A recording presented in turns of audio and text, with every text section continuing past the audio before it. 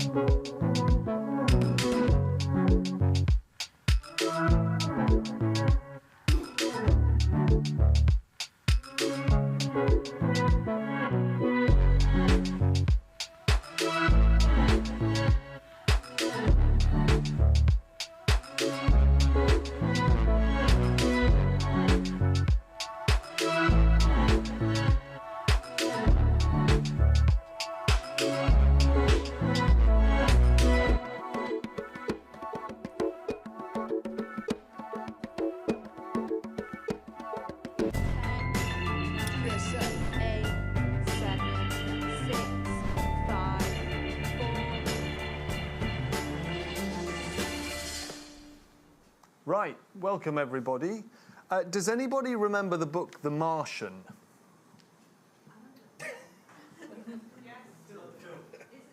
Yeah. The book, the film.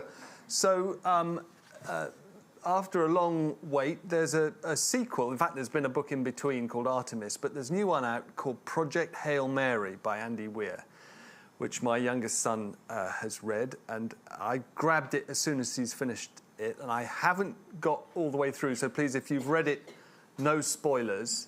But I have got to an interesting bit in which a Dutch scientist representing a united world government created to defend planet Earth from an incoming swarm of algae says to the hero of the book that she wants him to devote himself, to stop what he's doing, being a school teacher, and devote himself to defending the world from these algae that are blotting out the sun. And he says, "Can you really do that?" And she says, "Yes, I can. I have all of the authority." And there's a wonderful scene after that as well, where she is backed by representatives of Russia, China, the United States, the EU, in a room watching him do his work on some algae. And for a brief moment there, you get a glimpse of what might be if you had a functioning world government. Forgive the preamble, it's on my mind, it's a great book. But it's not like that in the real world. There is no united world government. There's not much consensus in the world now, even on basics like democracy. Instead, I think I'm not stretching it to say we live in a time of division, polarization. We definitely live in a time of Brexit, of Trumpism, and of war. And a feeling here in the UK that after 13 years with the same team in charge, we're failing on many fronts. Batty ideas to go send refugees to Rwanda, the NHS on its knees, most of the political discussion about the party in power, and underlying it all, the cost of Brexit. But at least we are joined by Professor Ben Ansell from Oxford University, who has written this great book on why politics fails, and our very own Tortoise political editor, Cat Neilan, who has the book on her lap. Annotated, so I'm afraid I can't sell it to anyone here. You can't return it either. And by way of introduction, I'm Giles Whittle. I'm an editor here, and this is a ThinkIn, an especially warm welcome to all those of you from the Institute of Constructive Journalism in Denmark. I gather that you're not just from the Institute, but you're from a whole array of Danish media outlets. Thank you very much for coming. We're very flattered. I gather you've been to the BBC earlier today. This is where the magic really happens. Yes, just a little bit of housekeeping. This is a ThinkIn. This is we're going to hear, obviously, from Ben and Kat, but I really want to hear from you as well. We have a rule which isn't really a rule and is easily misunderstood, and it goes like this: no questions. And that doesn't mean no talking. We're not in North Korea. It means just say whatever you like. It doesn't have to be a question, right? We want to hear what you think, and I'm sure you all bring a tremendous opinion and knowledge to this debate. Do raise your hands if you are from Denmark. Great. And now, from that group, would you raise your hands again if you think your politics is failing? Okay, so I reckon less than a third of you are of that opinion. Raise your hands if you are not from Denmark. Okay, so slightly under half the room. And raise your hands again if you think politics is failing. Right. So you guys from Denmark, you've come to somewhere where the consensus is politics is failing. Ben, you write in the book, I'm not going to try and summarize the argument, which is, except that I am,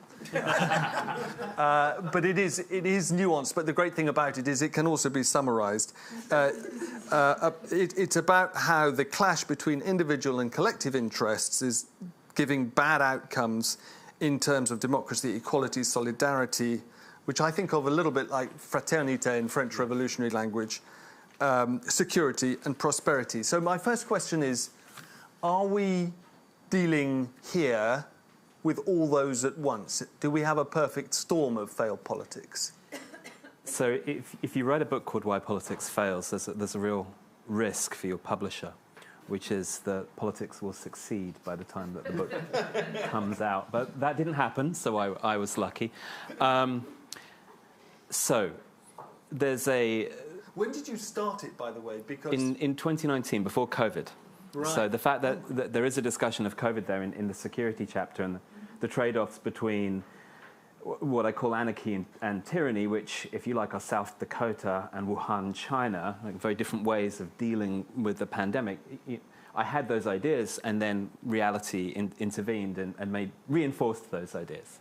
I would guess, I hope, that you read the book, and in 6 months' time, when something none of us can imagine is going to happens, you say, oh, that sucks, but at least I can explain it from this chapter of Ben's book. The five areas, to repeat them again: democracy, equality, solidarity. Yeah, in a way, that's really the welfare state. And there's lots of talking about how wonderful Denmark and Sweden are in that chapter. Security and prosperity. These are really big areas. I mean, I'm covering almost every imaginable thing that we would collectively want. And again, the argument I make is, well, every time we get to these things that we collectively want, the same type of problem happens, which is that our individual self-interests and what's good for us collectively get in the way of each other. And that's not just the fault of our politicians, that's us.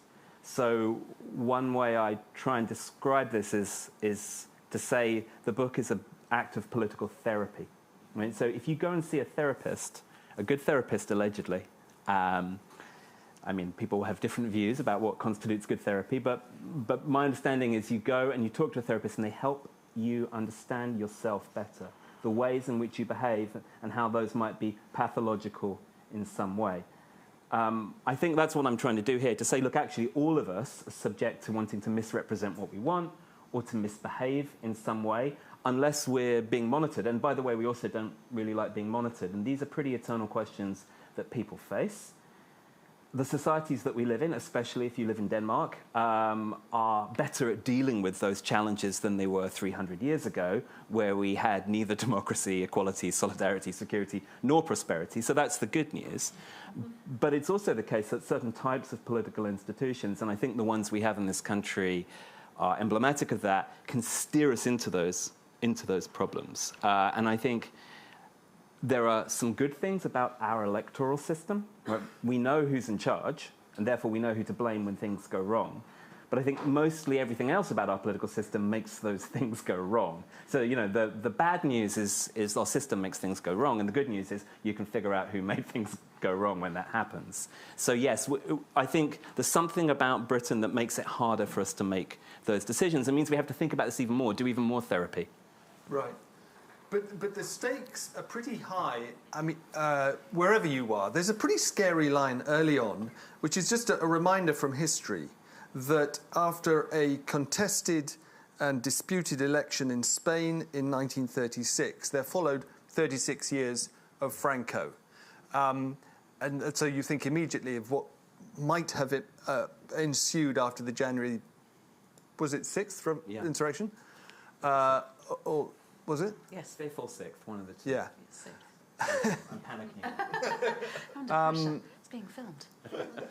So yeah, the stakes are in fact high, even though we get used to this cycle of elections and a general sense of broadly speaking, stability and prosperity in the West. And yet, throughout the book, you mentioned institutions, you put a lot of faith in them, while at the same time arguing that in certain respects, in this country at any rate, they're failing. Well, just explain why you feel comfortable putting so much faith in these institutions, which you acknowledge are themselves often not actually that democratic themselves. Yeah. So I mean, I would argue that most of these kind of individual versus collective problems we have happen in environments where we can do whatever we want. And the thing about political or other types of institutions is they constrain us. And that's why people like to get rid of them and like to challenge them. And that, of course, is why Parliament got prorogued and Boris Johnson threw many members of his own political party to the wolves, sort of violating even norms in the latter case or institutions in the former, because he wanted to do something that he was being constrained from doing. So institutions play an important role in this book in constraining us from our bad selves, and that I feel slightly uncomfortable with too, because that is anti-democratic if you think of democracy as all of us choosing what we want to do exactly now and doing that thing. And so there are small L liberal parts of the book about how it might be nice to reduce equality and increase solidarity, but there is a small c conservative thread running through it, which is be careful about removing the institutions we have, because they play roles that we sometimes can't see. They were designed to resolve previous conflicts, mostly, right? We don't end up with new institutions that are perfectly suited to the needs we have today. And so then they frustrate us because we think, well, wait, this system is silly, or it constrains us, and it was created 200 years ago, so how could it possibly suit us today? But then when we get rid of those institutions, we find that the absence of them is not somehow an improvement, right? And that's the balancing act throughout the book. And I think that we all have to think about really seriously, especially over the last few years when institutions have been under serious attack. Yeah.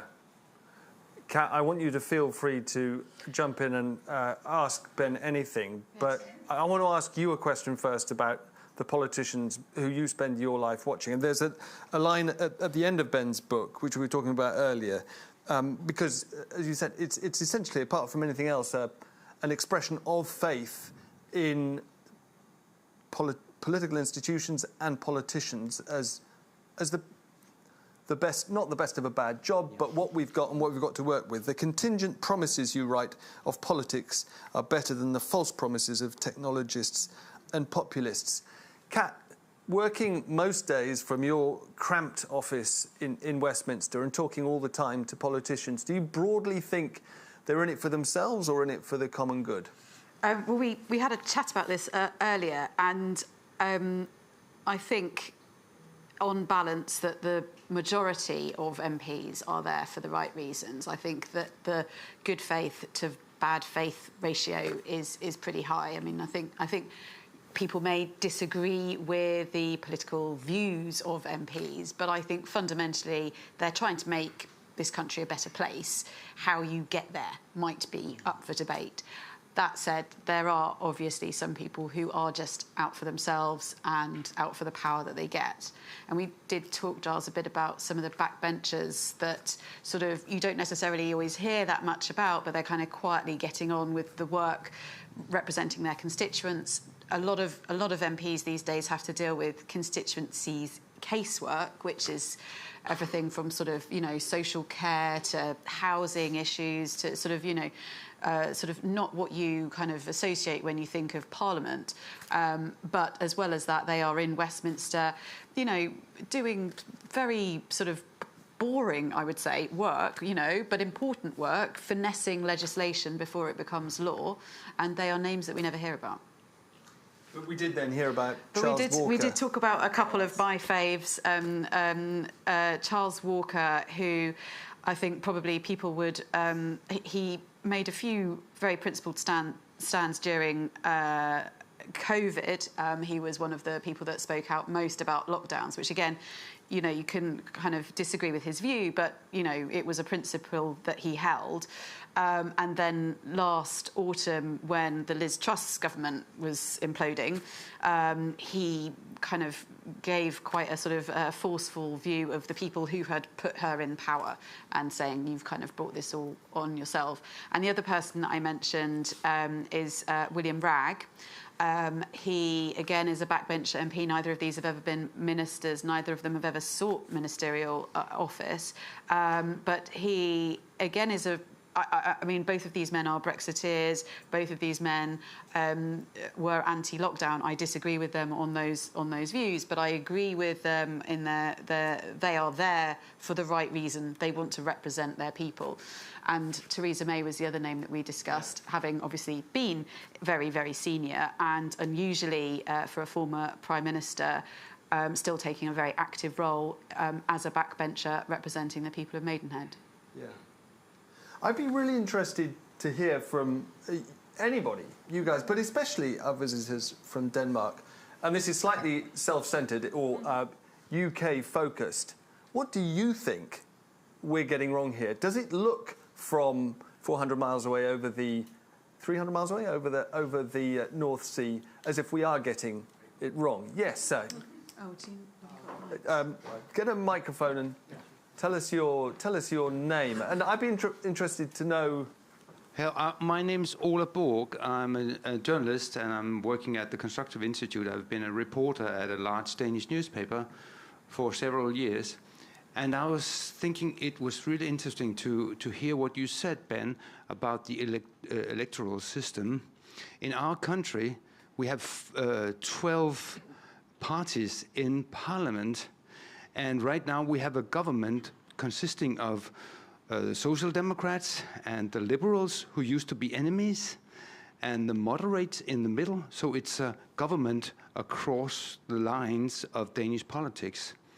When we have this electoral system in Denmark that we divide the votes fairly as to how many people voted for different parties, so which is why you get so many parties in there. I think that the reason why the politics in Britain fails is the electoral system. Could you elaborate, I hear you agreeing, could you elaborate what's wrong with it and how could it be changed? So, I mean, I do broadly agree with that, and I say that at the end of the book. And I have a Substack, I'm going to do advertising here, where I talk about some of these issues. Like, I wrote an article called The UK's Prosperity Trap recently, where I spoke quite a bit about the inability in the UK to make long-run decisions, and that comes from two of our institutions. The first is our electoral system, because it leads to volatility, because we don't have coalition governments, which have their own problems that we can get to, but it's led to a lot of scorched earth policy making in this country. And one of the examples I gave in that, from when I worked for the Treasury, I worked on something called the Leach Review of Skills, which was a 20-year... I wrote a document called Skills 2020, but I wrote that in 2004. So that seemed like the future then, about long-run planning for the types of skills that Britain should deliver. There was a review set up. I worked on the review. We implemented a series of different policies, things like Train to Gain, which maybe like one person in this room will have heard of, sector skills councils of various types. We've got them all in 2009. The coalition government came in, got rid of everything that we had done within a year. So, you know, these policies had just lasted a year. And then after a while, they realized that they needed a long-run skills plan too. And so then they started creating their own version of it. The other problem we have is that we're a unitary state. I mean, I'm excluding here the devolved governments in Scotland, Wales, and Northern Ireland. But even in lots of areas, the policy isn't devolved either. And so that means that Westminster can decide everything for England, and often England and Wales, and sometimes for the UK, without any local resistance. So if this was Canada, or even the US, then a government couldn't just come in and do a scorched earth policy or anything, because the states or provinces would have the ability to push back. So we've kind of got the worst of both worlds here. You guys have a unitary state, but you have lots of different parties governing. But we have a unitary state and first past the post. And so we just end up with volatility and whiplash.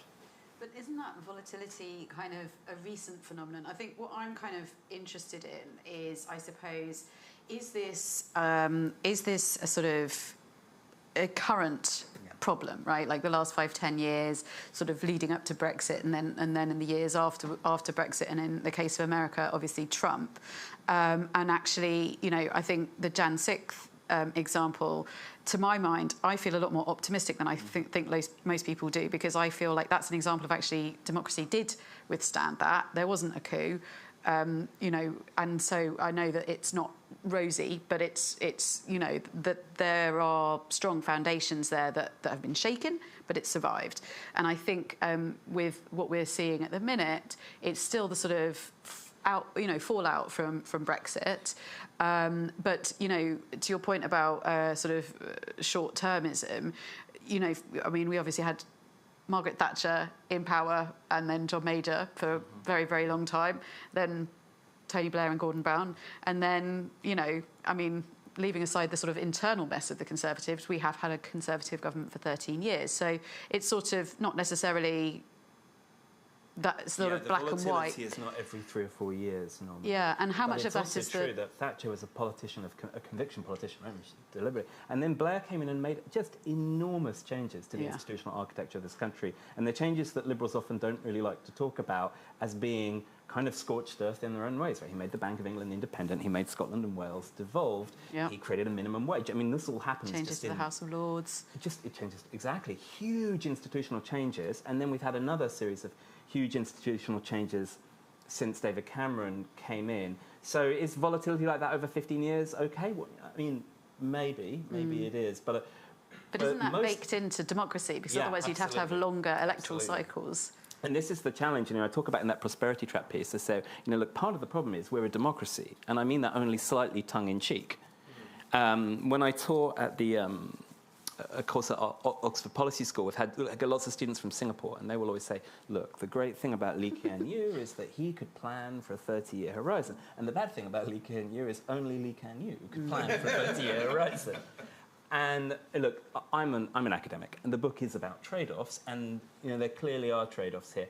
I suppose I feel like we've edged too far in this one direction, and that's been building really since 2010. Like you could look at the coalition and say, well, you know, they're entitled to change things. They won, you know, combined quite a lot of votes, the Conservatives and the Liberals. Theresa May had a lot of people vote for her, but somehow some of the restrictions on the types of policy change you might make do seem to have been loosened a bit more since 2019. I see some hands up. Liz and Sophie, I want to come to you in just a second, but first, could I just come back to you, sir? You raised the Danish political system, which is based on proportional representation. Is it your feeling that it's mainly because of that so many of you, so few of you, relatively speaking, raised your hands when I asked you if you felt politics was failing in your country? Do you broadly feel, and I don't want to put words into your mouth, that the system ensures that more people feel represented? Actually, I personally do, and there were not that many hands from the Danish delegation saying that politics. There were not that many hands from the Danes saying that politics fails in Denmark, and I think, well, that's a personal view, that people feel that it's more fair that the votes are divided according to how much where people actually vote, whereas here in Britain the winner takes it all in the constituencies, and that might not be considered to be fair. Also, again, we are lucky we have this welfare state and all that stuff. But again, the electoral system in Britain could be a reason, compared to the Scandinavian country, why people feel that politics fail here. So could I ask you again, Ben, could I suppose changing the electoral system would be possible, but what could be done if that were impossible, if that were possible, that would make politics fail less? Well, they're talking about it more than they have in the past, but this does happen in the Labour Party before every election. And I have spoken to Labour politicians in the past and suggested to them that if they want to maximise their seats, this wouldn't be the smartest thing for them to do. So you have to be a pretty selfless politician. Yeah. As soon as you start winning, you don't want to do it. Andrew Neil, though, was out there saying, oh, PR would lock the right out of power, would keep the left in power forever. And I think, you know, all of you in Denmark know that it has not kept the left in power forever. all the parties would just adjust if we had a system like that. I think it's hard to see how we get to that system. There was a referendum on changing the voting system. It was the no to AV camp had a lot of people that then went on to the vote leave camp. So for some people, it was their training ground. So, you know, there was a fairly sort of well-oiled machine trying to stop it from happening. And I think, I mean, I might be wrong on this, but I think kind of the country is sort of small c conservative in a lot of ways. Yes. And so there's sort of appetite for incremental change, but not wholesale reform like that, I think. It's hard to reform an electoral system incrementally. Yeah. Or at least for this, yeah. But here's the funny twist in the tale here, which is that many of those Leave EU people were UKIP backers, and UKIP would have done really well with a PR system. And they also did really well because they had a kind of hostile takeover of parts of the Conservative Party, arguably. But, you know, even one thing we've not been very good at is representing groups like UKIP, and in a way that's partly why Brexit happened. There was a dimension of British politics that hadn't been reflected, hadn't been asked questions. Boris Johnson and co came and they sort of tilted Britain's politics on its axis, split it, found the bigger half on a new dimension of politics, and we've been in those consequences ever since. And they also did a deal with Farage to get him to stand down in all seats. So they were supporting people. So, yeah, I mean, it's not just appeal, it's also backroom deals. Let's hear from some people in the room. Liz first, and then you, sir, you and Sophia. It's getting busy in the chat. It's not just about Hamlet, right? Liz. Hello, I'm Liz. I work here at Tortoise. Hi, Ben. I haven't read your book, so forgive me for riffing. There's never been a time in my life, I'm 47, I'm old, that the media, I would say, but in general, people have been like, do you know what, this government's absolutely brilliant, everything's fine. It's just never happened.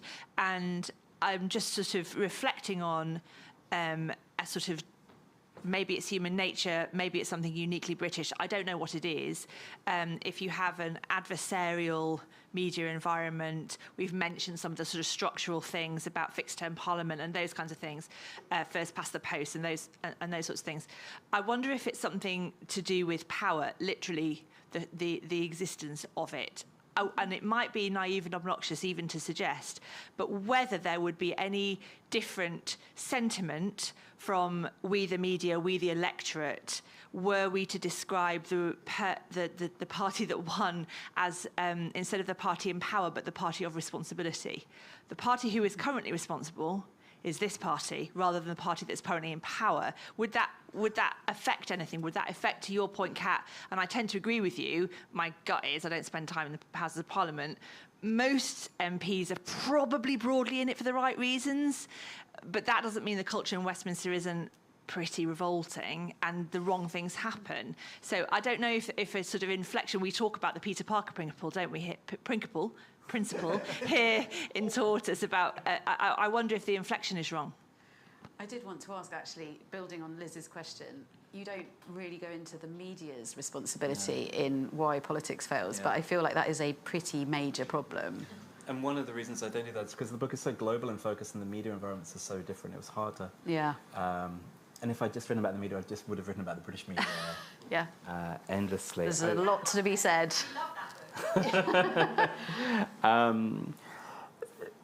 So I think the media are hugely important in this country because of the overall partisan bias of the media being stronger in the UK than in many, but not all other countries.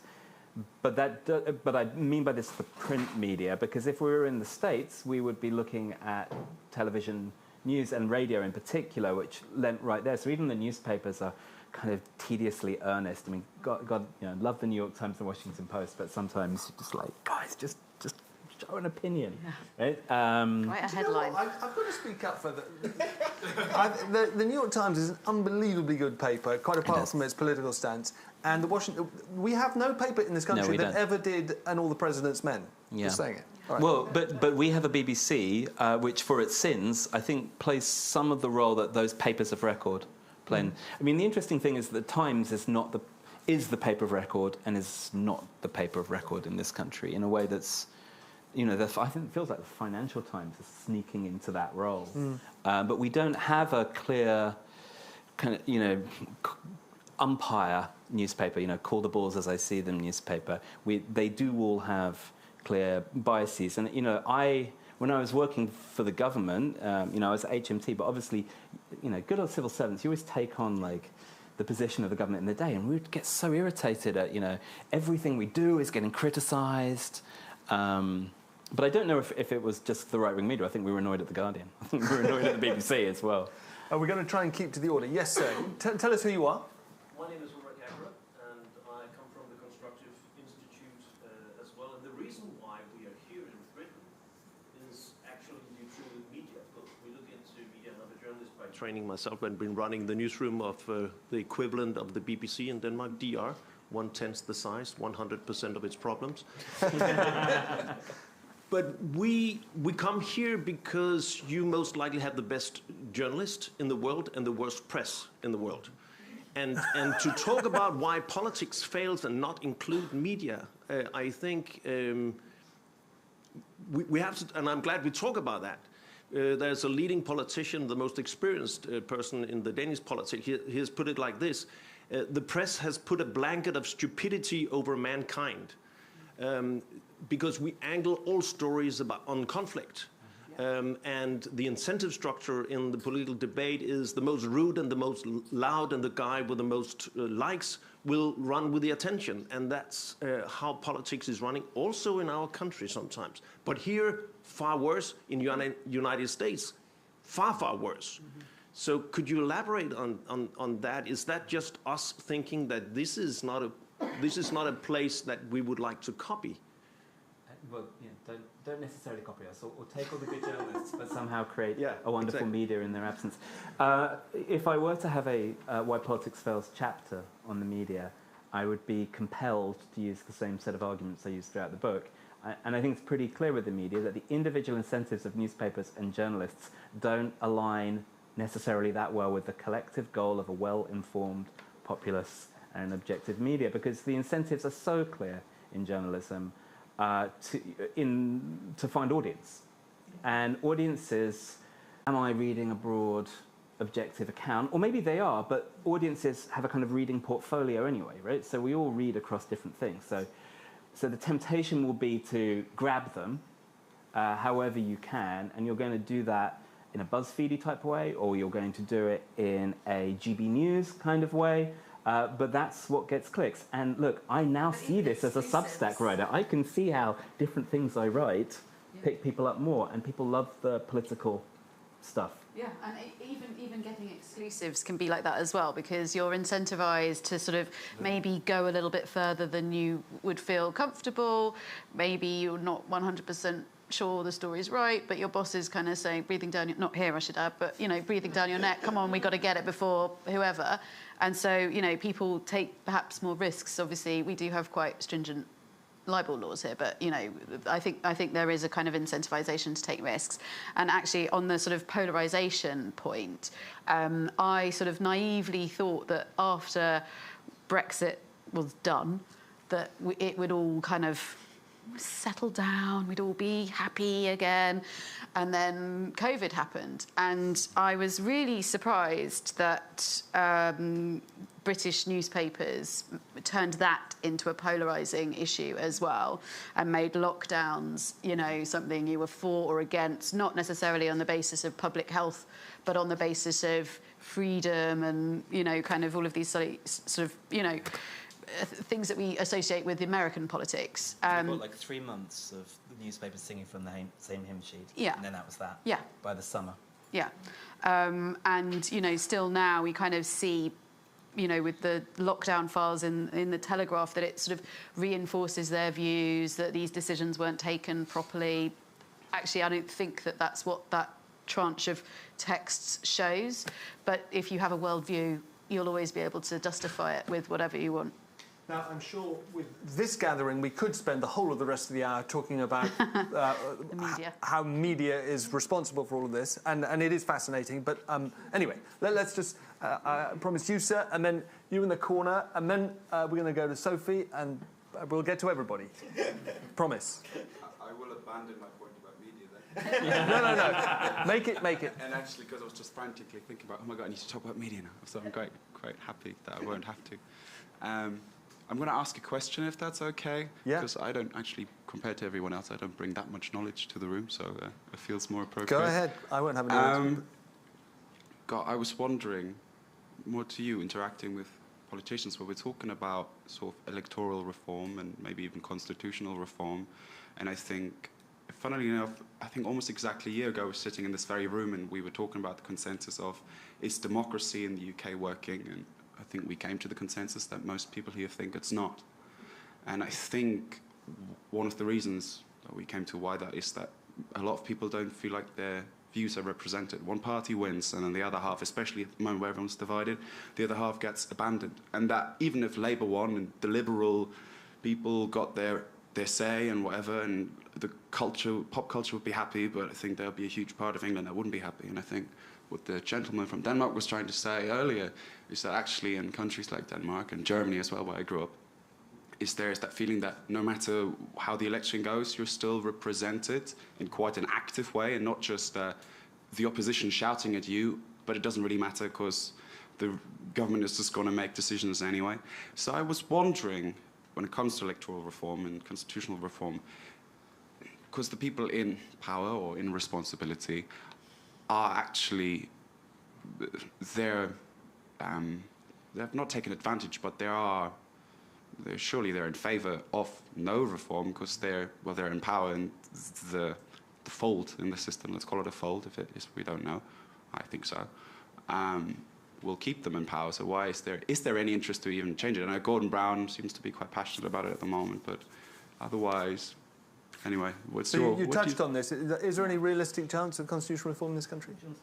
I mean, as someone who actually speaks to politicians, I don't. Certainly not from the Conservative perspective. I think that Labour have sort of talked about it and then sort of rode back from what they were originally saying, because as we were kind of saying, it's the sort of thing that you say when you're fed up with being in opposition for a long time.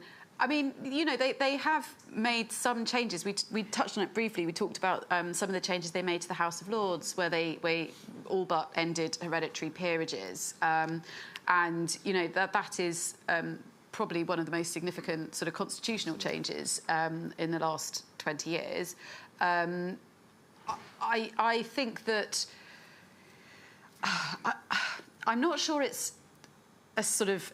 has a high salience for people, which is a slightly technical political term, but it basically means it's the sort of thing that some people think is probably broadly a good thing, but it's not the reason they go to vote. The reason they go to vote is they can't afford to heat their house or get food, or they want, you know, to be able to actually live in a house, you know, or whatever.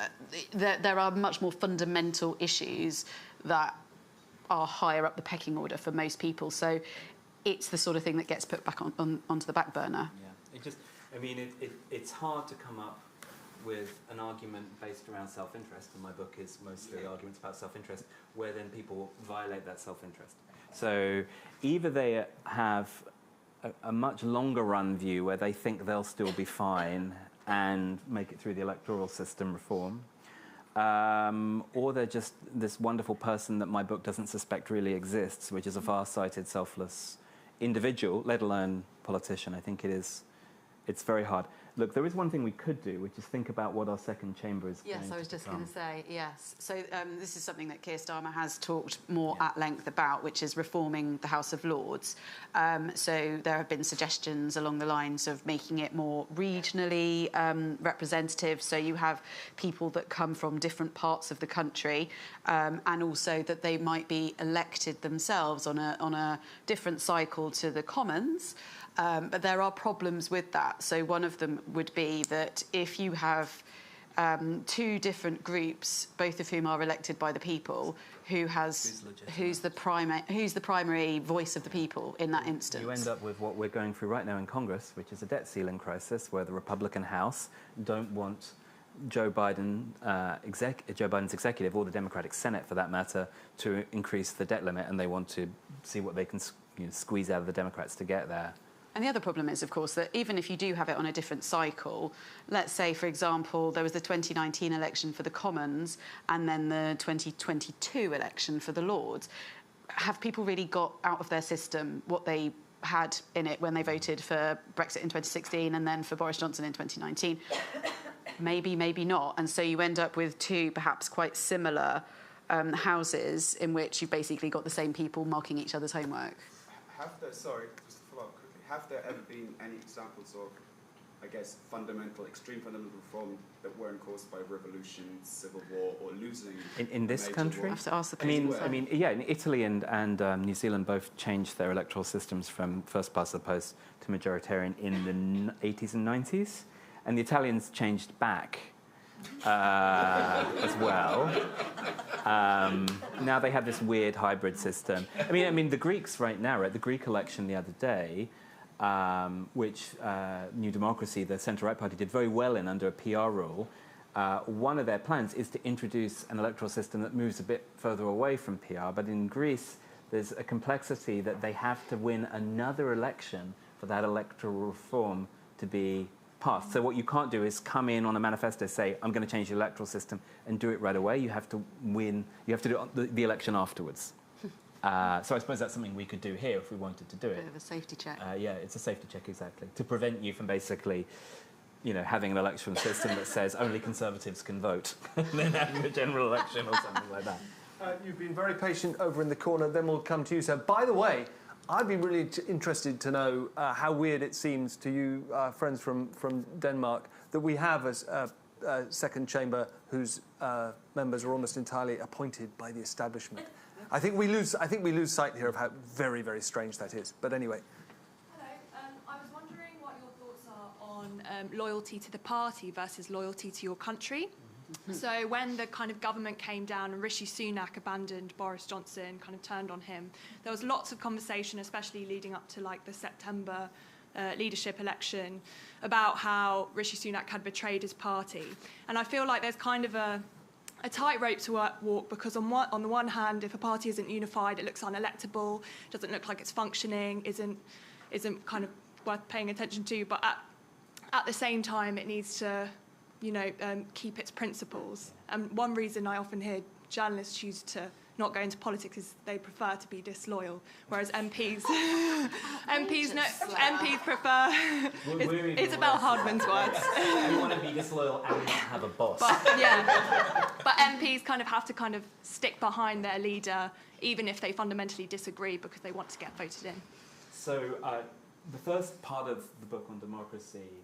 So every chapter has a trap. It has a little motif, and the motif there is there's no such thing as the will of the people, which is the kind of thing that political scientists will say, yes, everybody knows this. Everybody knows about Arrow's impossibility theorem, which, of course, most people don't want to know about. But there are a bunch of mathematical arguments about how, with enough weird preferences, there's no true collective decision out there. So we all suspect that in the absence of any other kind of order coming in, there can just be chaos. And so I don't say this in the book.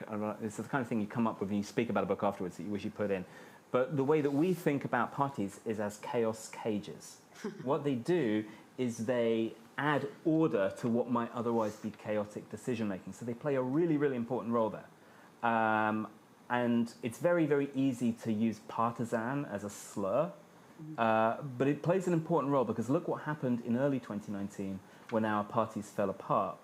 John Bercow thought, my moment has arisen as Speaker of the House. I surely can take all of these disparate views and turn them into something.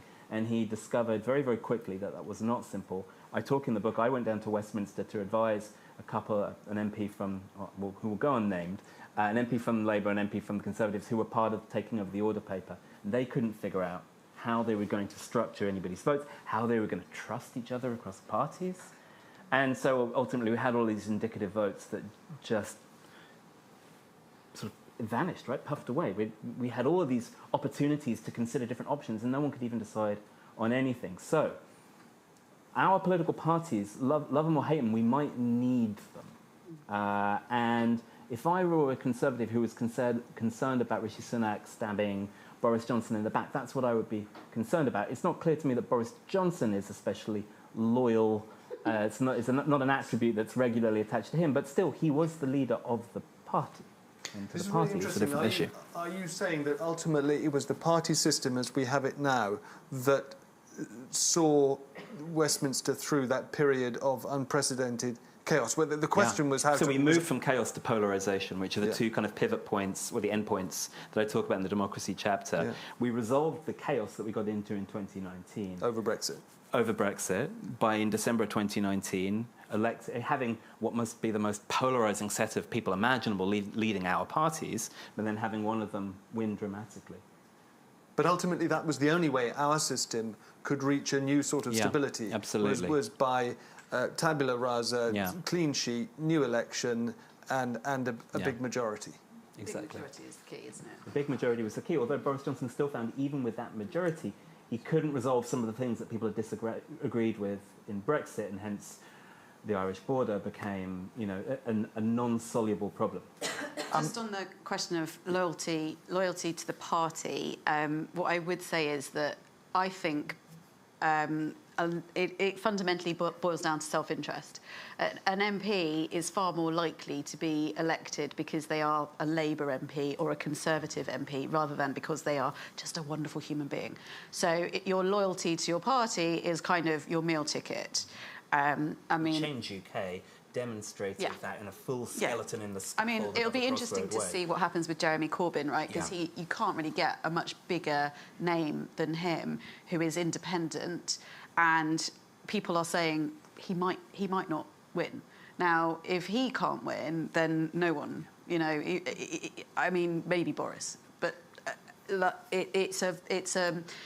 people think that they vote in a sort of hard-headed way, but it's so tribal that people just generally go in and think and you see that with local elections, people are right? rational. They think, what's this individual going to do on their own outside the party system if they get elected anyway? It's not like Martin Bell, who I think is the only example I can think of a politician, comes in. It's not like Martin Bell got to do Prime Minister's Question Time. Yeah, and it's because the party machine churns out the campaign leaflets, does all the promotions, I mean, I think, again, we probably underestimate how much of a sort of brand marketing overload parties go into in the run-up to an election.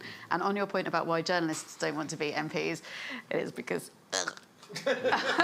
oh, my God, I would not do that job for a very large number of journalists in this country do become MPs, and a large number of people think that's part of the problem. We look that at is true, actually. And but anyone with any sense wouldn't... But Sophie, you had your hand up a while ago. It's been busy in the chat. What's been said? Yes, it has been very busy in the chat. I think a lot of people agreeing with the disenfranchisement and sort of low voter turnout has been a big one. An interesting point raised at the very beginning about market constraints and how all of this is within, governments can only work to some extent with the market. I proposed in the chat that potentially that's a two-way stream, and that when government is working effectively, it should be a two-way stream, although that's obviously up for debate on various political views. Another point that was made was about protest. And everything that's been going on in France, and whether or not that is a better indicator of the people speaking out, to which it then brought the age-old question of what is the role of the politician? And I suppose you've got your sort of Burkean representation or Payne and individual. And I think the key thing that has been underlying this, and that was briefly mentioned in the chat, is education, and the fact that a lot of voters can't necessarily make informed choices or don't even understand the choices that are there to be made, which I think is one that I've certainly had a conversation with Rachel, who you can't see but is on the tech desk behind me, and who is Swiss, and was saying that the fact that we don't have any kind of citizenship education to which I argued we do, but it's just very bad, is incredible. And I think something that, you know, ought to be discussed a bit more is that lots of people don't necessarily... I think first past the post, for all of its ills, is very simple to understand, and actually why it started is because you put an X in a box. Yeah. And I think that all of this discussion is because the reason that we have so many tensions is also because this was written 200 years ago. It was a very different political landscape.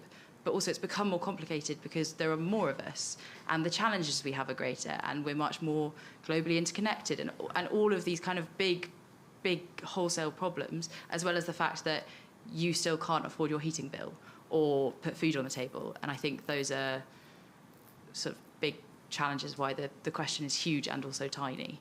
Thanks, Sophie. You do write in the book that the problem is us, don't you? Yeah, and the problem is us. But what I want to be also clear about, and I say in the book, is the problem is us, not because people are ill-informed or ill-educated, but because actually all of us are human beings who are pretty smart. So the problem is that dealing with really smart people who can do what they want to do, that's the hard bit. If we were all just sacks of potatoes, then I suppose it would be easier to solve political problems. But you know, many leaders of the past have found that their population is only a sack of potatoes under certain conditions and can rise up in response. A couple of quick points. So I think the French, uniquely among European nations, detest their political system. And if I were to flag, where to watch for something crazy happening politically in the next 10 years in Europe, it would almost certainly be France, because I do not see what happens post-Macron. What could happen is Marine Le Pen or Maréchal, her niece. But I don't know who reappears in the kind of Macron position. And there's so much protest, and there always is in France, but there's also just incredibly low support for their politicians. So I do think that, to some extent, we have more support and more trust in our politicians than in some other countries, which also, by the way, have kind of majoritarian-style electoral systems. It's true in France for the presidency. We are nearly out of time. That's what that yellow stripe means. So we'll have two more from the... I'm going to give you the last word, Paul, but you raised your hand earlier. Do we have a microphone for you? I'll speak up. More than anything, it was... We have to get you a mic just so that people online can hear.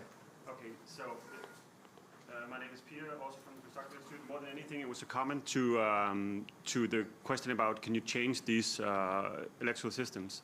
And I just think sometimes we underestimate the fact that informal institutions can also play an important role. So for example, the most gridlocked system right now is probably the US system, where a reform of the electoral college is almost impossible to think. But at the same time, you see various states, and not insignificant number of states, actually change their local regional legislations and make sort of informal agreements. In Denmark, where we come from, we have informal settlements that are not rooted in any constitution or in any law. But if you break those, the sanctions are pretty severe for your political survival in the end. So I think maybe it's also... A lot of these laws, as you mentioned, were sort of written in hindsight. You couldn't expect how difficult it would be to change them. So maybe we have to rely more on informal institutions that actually, in a Danish context, oftentimes are as strong. They may not be over as long periods of time, but they hold qualities, unique qualities themselves. Thank you. Would you like to pass the mic to Paul? Lack of written constitution as well, because I feel like that's been... Well, the jury's out as to whether or not we have a constitution.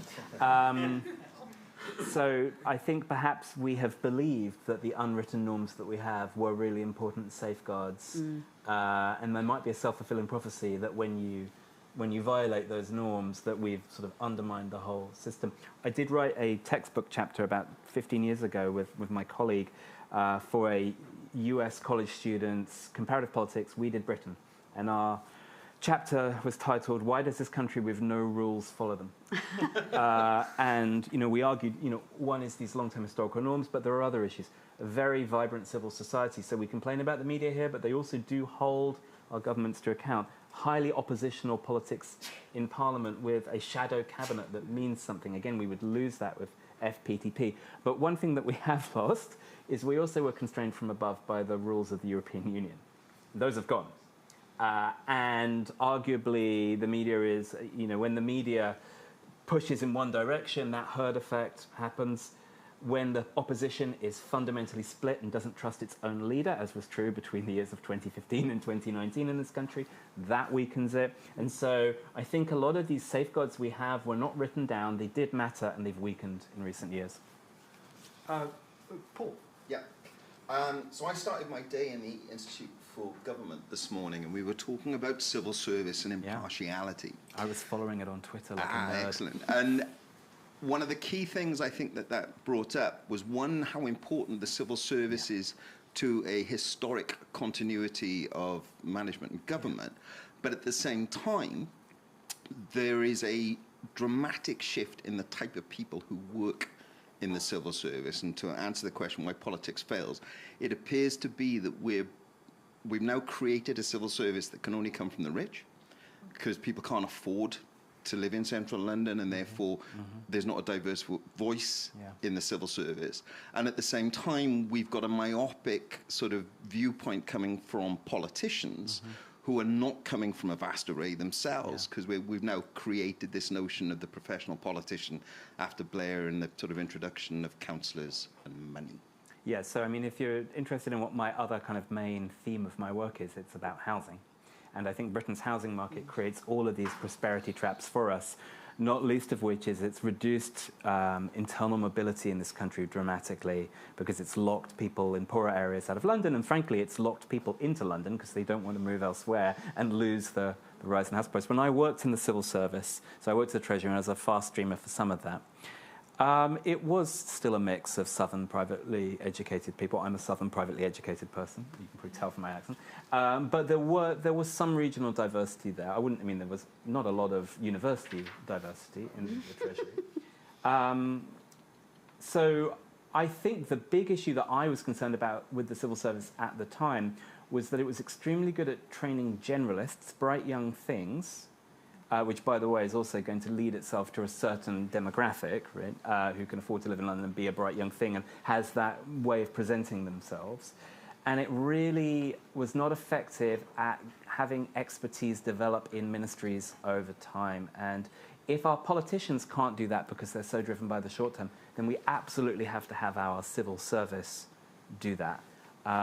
And I think civil service hiring structures and promotion structures in particular are so pyramid-shaped and up or out and value generalism, which is an important skill in some ways, but not in everything. I think that weakens our decision-making as a country. And I think when I was doing the podcast on Boris Johnson, I was talking to people about the civil service, and they were talking about Simon Case, and one of the reasons why he was appointed by Dominic Cummings was, because he wanted to reform the civil service. But the fundamental reason was that he although he had worked in the civil service, he wasn't part of any big tribe in the same way that most people are. So he's not sort of, he wasn't a permanent secretary. He wasn't sort of a particular department. So he wasn't a sort of acolyte of any one person. And so that meant that he was kind of a bit more rootless and therefore, I suppose Cummings would say, a bit more disloyal. But the fact of the tribes is very real, and it's almost like you've got your own kind of political parties within the civil service. And HMT is such a powerful entity. And I worked there, I love it, I have a lot of team spirit, but that's because they inculcated it in me. So, and it is full of incredibly smart people, but in a country where our decisions are so centralised and can be made from on high, having a super powerful central finance ministry that can dictate to everybody else amplifies that effect. And just to the point about MPs also not being representative, not to discourage people from buying Ben's brilliant book, but if you wanted to buy another brilliant book, Isabel Hardman's Why We Get the Wrong Politicians really explores the sort of the various barriers to entry, and again, why frankly I will never be an MP. We are out of time. It's a huge book. It's a huge subject, so I'm not surprised we're out of time, but there are huge aspects to it that we simply haven't got to. Two questions that I wanted to ask, but we don't have time. Maybe we can talk amongst ourselves a little bit after this, is what defence mechanisms would you recommend for democracies generally against the big external threats represented by Russia and China principally at the moment. And also, we can't look around corners, but you write quite a lot about the idea of a wealth tax, the idea of a universal basic income as mechanisms for sort of wholesale wealth redistribution. And I'm interested to know whether possibly with change of government, which is expected, that the landscape might be changing fundamentally in favour of those kinds of ideas, which hitherto have been anathema here.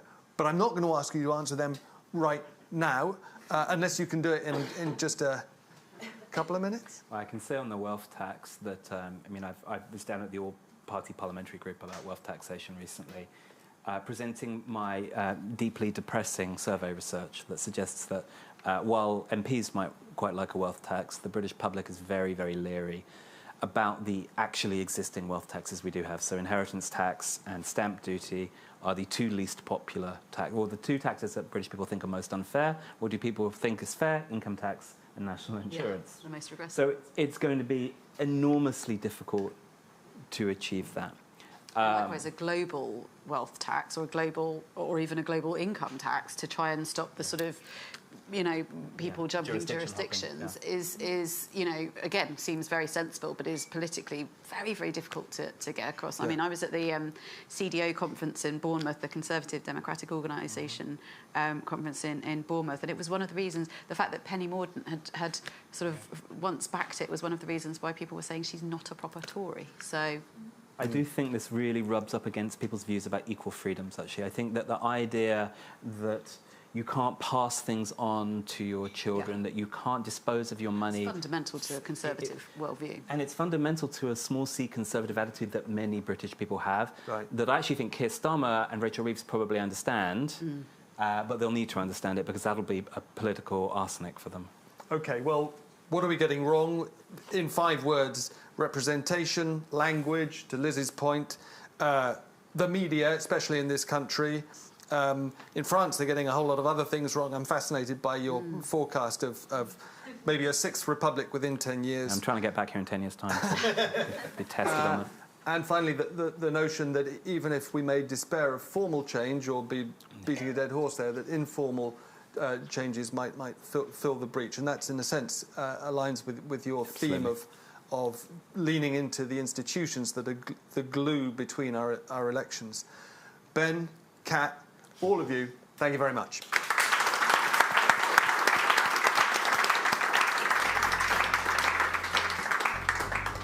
Thank you, folks.